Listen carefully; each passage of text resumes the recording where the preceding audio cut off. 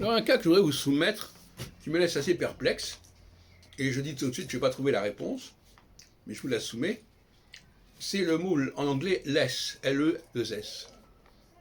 Vous savez, ce mot a deux sens, quelque peu différents. Ça peut dire à la fois moins, et ça peut dire aussi le sans. Par exemple, quelque chose qui est sans, c'est less. Et ça renvoie d'ailleurs à l'allemand los. Hopeless, sans espoir. Mais on a aussi less dans le sens de less important, moins important.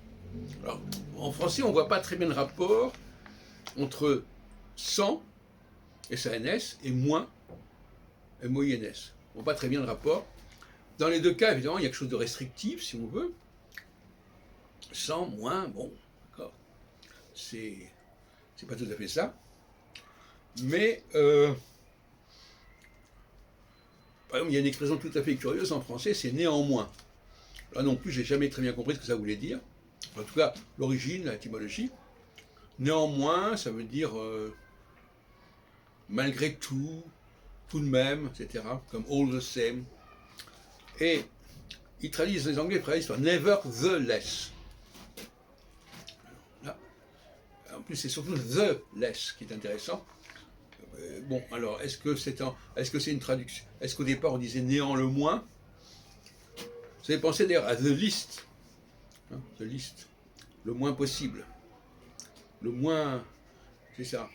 Bon, c'est même que all the same, ce qui vient du français tout de même, ça veut dire en fin de compte tout étant de même, tout restant de même. Rebus sextantibus. Oui. Des expressions un peu étranges, tout comme en français, quand on dit je ne veux pas, ça veut dire en fin de compte, je ne veux même pas, même ceci, je ne veux rien, je ne veux même pas un rien. Ce sont des expressions qui sont assez subtiles, on pourrait appeler ça des litotes. On dit une chose en disant oui, au lieu de dire ça ne vaut rien, j'ai envie de dire ça n'est même pas rien. Où il n'y a personne, ça veut dire il n'y a même pas une personne. Il n'y a pas un chat, c'est-à-dire il n'y a même pas un chat. On dit pourquoi est-ce que quelqu'un dirait il n'y a pas un chat? Pourquoi un chat? Ben, on ne comprend les formules que si on comprend que c'est même pas un chat, même pas.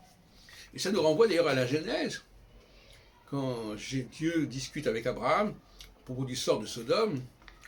Il dit est-ce qu'il y a au moins un juste à Sodome pour que je puisse sauver la ville? Il n'y a même pas un juste.